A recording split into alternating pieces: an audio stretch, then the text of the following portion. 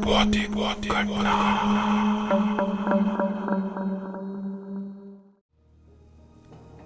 दिसंबर की उस ठंडी रात में मैंने एक सुनसान सड़क पर एक अजनबी को अपने गाड़ी में बिठाया, पर उसके कुछ ही देर में अजीब घटनाएं होने लगी। रेडियो खुद ब खुद चालू हो गया, शीशों पर कोहरा जमने लगा और वो अजनबी देखते ही देखते अचानक गायब हो गया। ये 2017 की बात है। दिसंबर का महीना था और ठंड अपने चरम पर थी। उन दिनों में पुणे में रात की शिफ्ट में टैक्सी चलाया करता था, पर उस दिन जिस दिन ये घटना हुई उस रात मैंने अपनी शिफ्ट थोड़ी देर से शुरू की थी।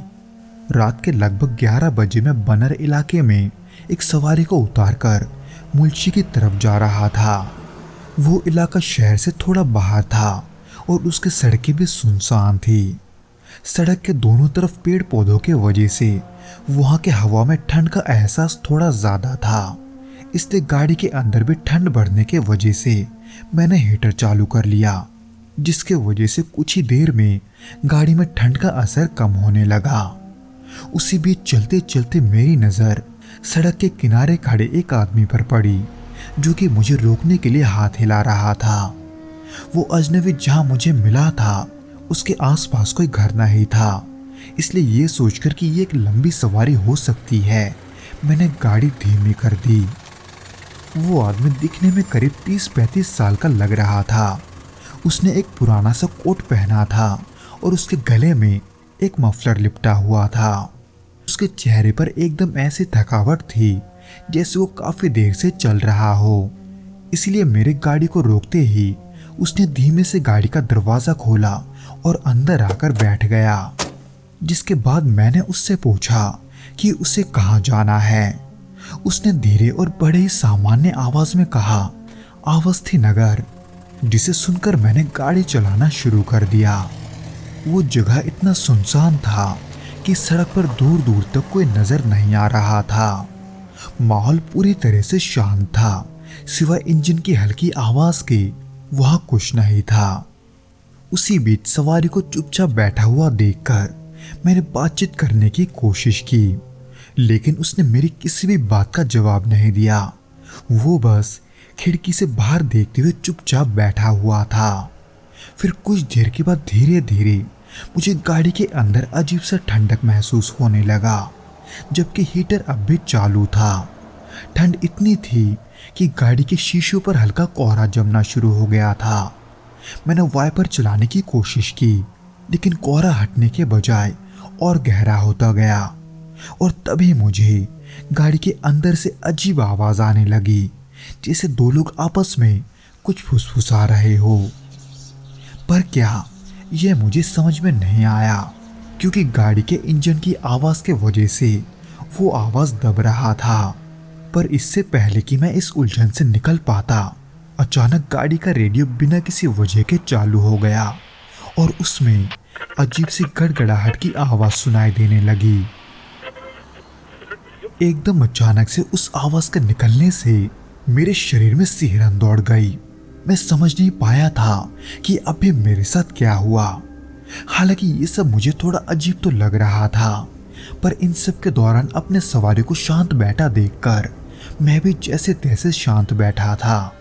लेकिन उसके कुछ देर के बाद ही उस सवारी ने अचानक गाड़ी रोकने को कहा, एकदम सुनसान रास्ते पर, जहां दूर दूर तक कोई और नहीं था। पर आखिर उसे वहां क्यों उतरना है, एक इस तरह के सुनसान रास्ते पर? मैं गाड़ी धीमे करते हुए यही पूछने लगा, लेकिन पहले की तरह ही मुझे कोई जवाब नहीं मिला। इसलिए मैंने फिर से सवाल दोहराते हुए अपने रियरव्यू मिरर में देखा, पर वहां देखते ही मेरे शरीर से मानो रूह निकल गई, क्योंकि तब मैंने गाड़ी को पूरे तरीके से रोका भी नहीं था। पर उसके बावजूद भी मैंने देखा कि वहां कोई नहीं है।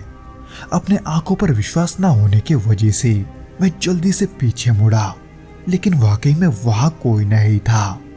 यहां तक कि मैंने हिम्मत जुटाकर गाड़ी से बाहर देखा, लेकिन सड़क पर भी कोई नहीं था। चारों तरफ बस अंधेरा और सन्नाटा था। और उसी बीच पता नहीं कैसे बिना हवा के पास के पेड़ों पर पत्तियां खुद ब खुद हिलने लगी थी। ऐसा लग रहा था जैसे उन्हें कोई जानबूझकर हिला रहा हो। ये सब देखकर मानो मेरा पूरा शरीर सुन पड़ गया था। मेरे दिल की धड़कन इतनी तेज हो गई थी कि मैं अपने धड़कनों के आवाज को ही सुन पा रहा था। कुछ देर तक तो मैं वहीं बैठा यही सोचता रहा कि ये सब क्या वाकई में हुआ है कि ये सब मेरा वहम था। पर गाड़ी में अब भी मौजूद ठंड के वजह से ये सब मैं यकीन से कह सकता था कि वो सब मेरे साथ वाकई में हुआ है। इसलिए वहां और रहना ठीक ना समझकर मैंने जैसे तैसे गाड़ी को फिर से स्टार्ट किया और वहां से जितना जल्दी हो सके निकल गया। उसके 2-4 दिन बाद मैं इत्तेफाक से उसी रास्ते से वापस कहीं जा रहा था। वो दिन का समय था और ये वही जगह था जहां से वो आदमी गायब हुआ था। पर वो जगह दिखने में एकदम साधारण था, यानी कि उस जगह को देखकर कोई ये नहीं कह सकता कि वहां कुछ ऐसा भी हुआ था। लेकिन मन में उठने वाले सवालों ने मुझे चैन से बैठने नहीं दिया। इसलिए एक दिन मौका पाकर मैं उस पते पर पहुंचा, यानी कि अवस्थी नगर, जहां वो आदमी उतरने वाला था। पर वहां पहुंचकर जब मैंने वहां के लोगों से पूछा तो पता चला कि वो घर सालों से खाली पड़ा है और वहां रहने वालों की किसी दुर्घटना के वजह से सालों पहले मौत हो चुकी है। उस रात के पहले मैंने कभी नहीं सोचा था कि मेरे साथ ऐसा कुछ भी हो सकता है। आज भी जब मैं उस घटना के बारे में सोचता हूँ तो मुझे एक अजीब सी बेचैनी घेर लेती है। उस घटना के कई सारे ऐसे चीज हैं जिसे मैं आज भी नहीं समझ पाया, पर वो घटना आज भी मेरे जहन में जिंदा है।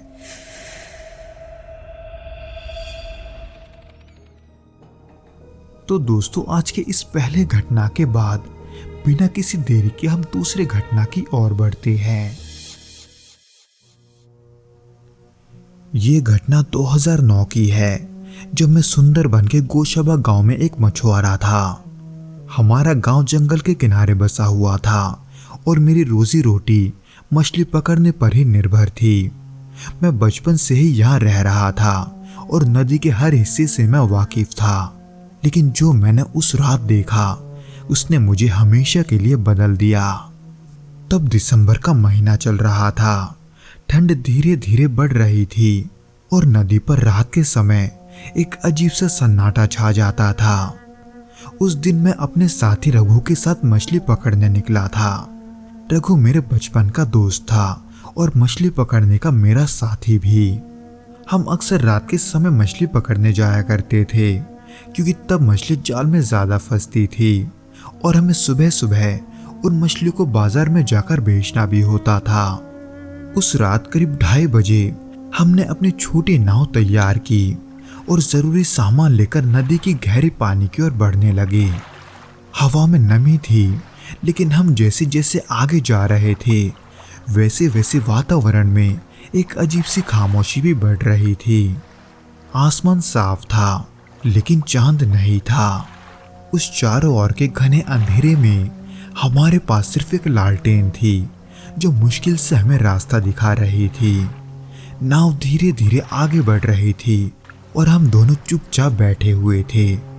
झिंगुरों की तेज आवाज, दूर से लोमड़ियों के रोने की आवाज और कभी कभी पानी में होती हलचल की आवाजें हमारी साथ थी। हालांकि ये सब मेरे लिए नया नहीं था, लेकिन न जाने क्यों उस रात मुझे नदी के एक खास हिस्से पर पहुंचते ही कुछ अजीब सा महसूस होने लगा। पर मैंने उसे सिर्फ ठंड का असर समझा और उसे नजरअंदाज कर दिया। उसी बीच हमने एक जगह चुनी और रघु ने वहां मछली पकड़ने का जाल फेंक दिया। उस दौरान मैं नाव को संतुलित कर रहा था, लेकिन मेरी नजरें चारों ओर लगी हुई थी। फिर अचानक एक अजीब सी आवाज के साथ पानी में हलचल हुई। ये कोई सामान्य आवाज नहीं थी। ऐसा लगा जैसे कोई भारी चीज पानी के नीचे हिली हो, जिसको सुनते ही मैंने रघु की ओर देखा, लेकिन उसने इसे नजरअंदाज कर दिया, क्योंकि शायद उस वक्त उसका पूरा ध्यान अपने जाल पर था। पर ठीक उसके कुछ मिनटों के बाद हमारी लालटेन अचानक बुझ गई और चारों तरफ घना अंधेरा छा गया। मैंने जल्दी से टॉर्च तो निकाली, लेकिन उसकी रोशनी भी ज्यादा दूर तक नहीं जा रही थी। तभी मैंने नदी के किनारे कुछ हलचल देखी। वहां एक धुंधली सी आकृति खड़ी थी और वो हल्की रोशनी में ऐसे चमक रही थी जैसे कोई सफेद कपड़ा पहने खड़ा हो। मैंने सोचा शायद वो कोई दूसरा मछुआरा होगा, इसलिए मैंने उसे आवाज लगाई, लेकिन कुछ देर के बाद भी मुझे कोई जवाब नहीं मिला। मुझे देखा देखी रघु ने भी उस ओर देखा और उसे देखते ही उसकी हंसी अचानक गायब हो गई, क्योंकि वो आकृति अब धीरे धीरे हमारी ओर बढ़ने लगी थी। जैसे ही वो करीब आई, मैंने देखा कि उसका चेहरा ही नहीं है। उसकी आंखें गहरी खो जैसी थी और बाकी चेहरा वो बिल्कुल खाली था। उसे देखकर मानो मेरा पूरा शरीर पल भर में ही जम गया था। इसलिए मैंने रघु को जल्दी से नाव पीछे ले जाने को कहा, लेकिन वो भी जैसे डर के मारे कुछ नहीं कर पा रहा था। पर तभी वो आकृति अचानक पानी में कहीं गायब हो गई। अगले दिन मैंने फैसला किया कि मैं उस जाल को वापस लेने जाऊंगा जो रघु और मैं वहां छोड़कर आए थे। पर मेरे पूछने पर रघु ने वहां वापस जाने से मना कर दिया, लेकिन मेरे अंदर ये जानने की जिद थी कि आखिर पिछले रात को क्या हुआ था। जब मैं वापस उस जगह पहुंचा तो माहौल फिर से अजीब सा लग रहा था। नदी शांत थी, लेकिन एक भारीपन महसूस हो रहा था। उसी बीच जब मुझे अपना जाल मिला, मैंने देखा कि जाल पूरी तरह से फटा हुआ है, जैसे किसी ने उसे अपने नाखूनों से चीर दिया हो। मैंने जाल खींचने की कोशिश की, लेकिन तभी पानी के अंदर से कुछ आवाजें आने लगी, ऐसी आवाजें जो कि इंसानी नहीं थी। और फिर उसी के साथ ही साथ अचानक पानी की सतह पर एक आकृति उभरी, वही सफेद कपड़े वाली आकृति, लेकिन इस बार उसकी लंबी पतली उंगलियां और चेहरे पर गहरे गड्ढे जैसे निशान अब साफ दिखाई दे रहे थे। उसके बाल गीले और बिखरे हुए थे और उसकी आंखें एकदम खून के जैसी लाल थी और वो उन आंखों से मुझे ही घूर रही थी। इस खौफनाक दृश्य को देखकर मेरे हाथ पैर कांपने लगे थे। मैं इतना डर गया कि मैंने जल्दी से जाल छोड़ दिया और नाव को पीछे धकेलने लगा। पर जब मैं वैसा कर रहा था तभी मुझे अपने कानों में एक अजीब सी फुसफुसाहट सुनाई दी। ऐसा लगा जैसे मुझे कोई नाम लेकर पुकार रहा हो। पर जब वो आवाज पीछे से आ रहा था तो मैंने डर के मारे वहां मुड़कर नहीं देखा और जितना तेज हो सके उतना तेज चप्पू चलाने लगा। पर पता नहीं क्यों नाव है कि आगे बढ़ने का नाम नहीं ले रही थी। ऐसा लगा जैसे किसी ने उसे नीचे से पकड़ लिया हो। और जब मुझे इस बात का एहसास हुआ तब मैंने वहां से सही सलामत घर लौटने की उम्मीद छोड़ दी, क्योंकि उस समय मैं और कुछ नहीं कर सकता था। मैं एकदम बेबस होकर उस नाव पर बैठा हुआ था। पर मेरे उम्मीदों के परे मुझे अचानक रघु की आवाज सुनाई दी, जो कि दूसरे नाव से मेरी ओर ही आ रहा था। इस बात से अनजान कि मैं किस परिस्थिति में फंसा हुआ हूँ, पर वो इसलिए आया शायद वो मुझे अकेला नहीं छोड़ना चाहता था। हालांकि जब वो मेरे पास पहुंचा तब मैंने उसे अपने उस हालात के बारे में नहीं बताया जिसमें मैं फंसा हुआ था, ये सोचकर कि वो घबरा जाएगा। इसलिए मैं बिना कुछ कहे उसके नाव पर बैठ गया और उसे बस वहां से निकलने को कहा। उस दौरान जब हम वापस लौट रहे थे तब रघु का पूरा ध्यान नाव चलाने पर था, जबकि मैं अपने पीछे पीछे किनारे की ओर देख रहा था, क्योंकि वो आकृति नदी के किनारे खड़ी थी, बिना किसी हलचल के एकदम स्थिर। उस रात जब मैं घर पहुंचा तो मुझे नींद नहीं आई। हर बार जब मैं आंखें बंद करता तो वही चेहरा मेरे सामने आ जाता। कभी कभार तो ऐसा भी होता था कि मुझे उस आकृति को लेकर बुरे सपने भी आते थे। कुछ दिनों के बाद रघु ने मुझसे कहा कि उसने भी उस दिन एक बुरा सपना देखा था। उसने बताया कि सपने में वो आकृति उसके पास आकर बैठी थी और उससे कुछ कह रही थी, लेकिन क्या वो उसे समझ नहीं पाया। ये मेरी खुशकिस्मती ही थी कि उस दिन रघु मेरे लिए वहां आया था। पर इस घटना के बाद से मैंने रात में मछली पकड़ना छोड़ दिया, और अगर पकड़ता भी था तो कम से कम 3-4 साथियों के साथ वहां जाता था। हालांकि मैंने कभी भी किसी से इसके बारे में खुलकर बात नहीं की, लेकिन मुझे यकीन है कि वो आकृति जिसे लोग डाकनी कहते हैं वो आज भी वहां भटकती है।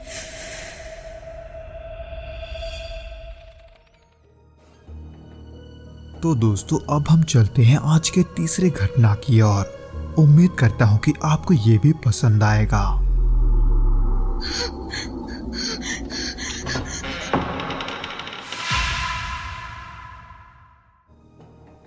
क्या आप यकीन करेंगे अगर मैं कहूं कि मैंने अपनी आंखों से एक कुर्सी को अपने आप खिसकते हुए देखा है।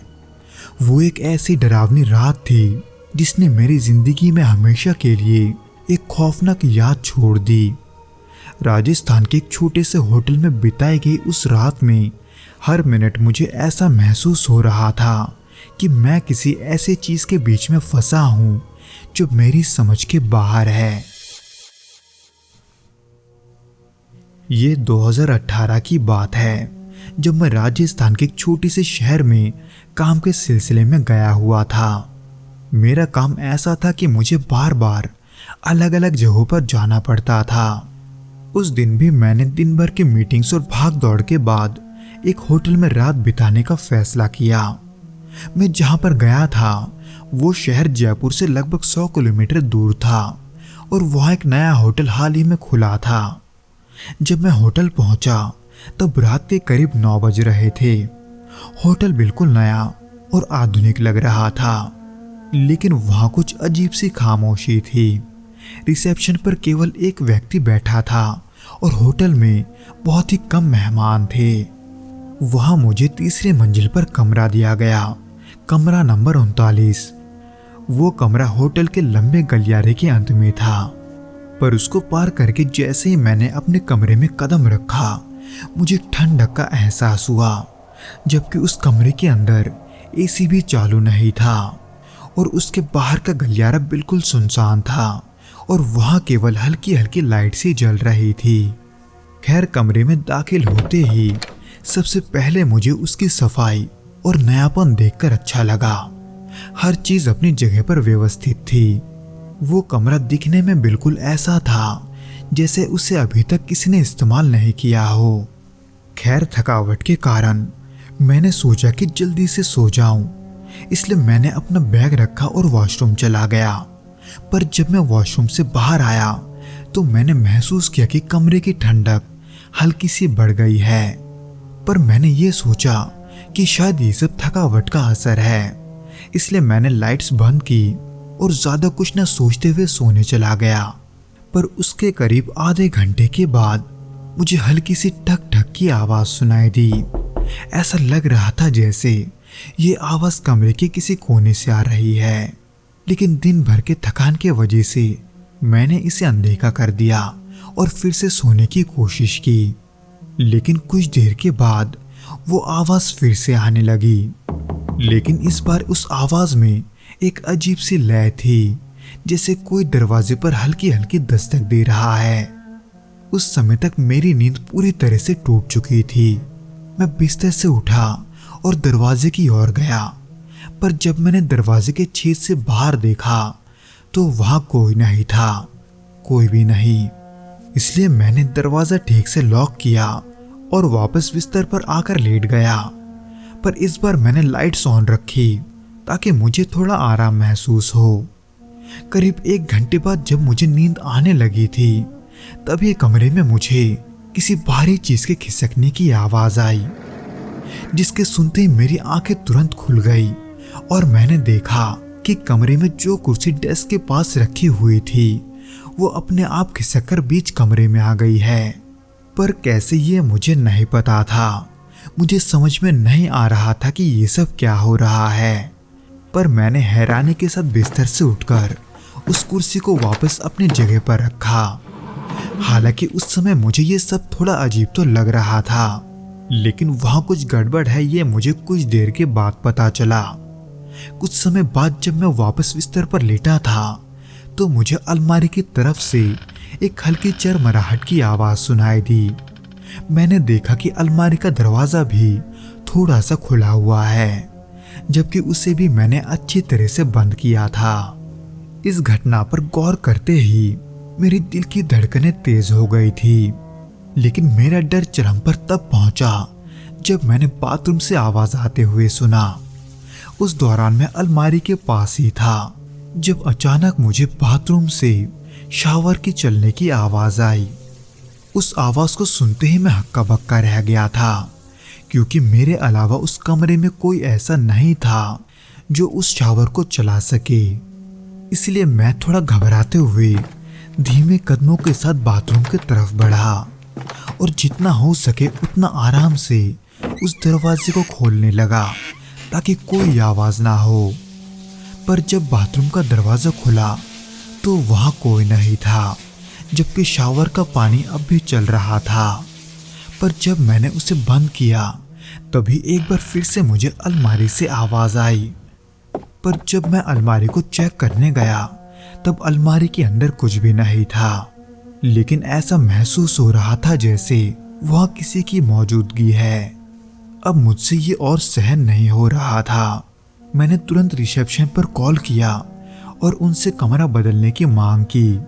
हालांकि वहां का रिसेप्शनिस्ट पहले तो थोड़ा हिचकिचा रहा था, लेकिन उसने मुझे ग्राउंड फ्लोर पर दूसरा कमरा दे दिया। ग्राउंड फ्लोर का कमरा अपेक्षाकृत सामान्य था, लेकिन अब भी मेरे दिमाग में उस कमरे का डर बना हुआ था, इसलिए वो पूरी रात मैंने जाग कर गुजारा। पर जब अगली सुबह मैं चेकआउट कर रहा था तब मैंने रिसेप्शनिस्ट से कमरा नंबर 39 के बारे में पूछा, पर उसने मेरी बातों को टाल दिया। हालांकि उसके चेहरे को देखकर ऐसा लग रहा था कि वो कुछ तो छुपा रहा है।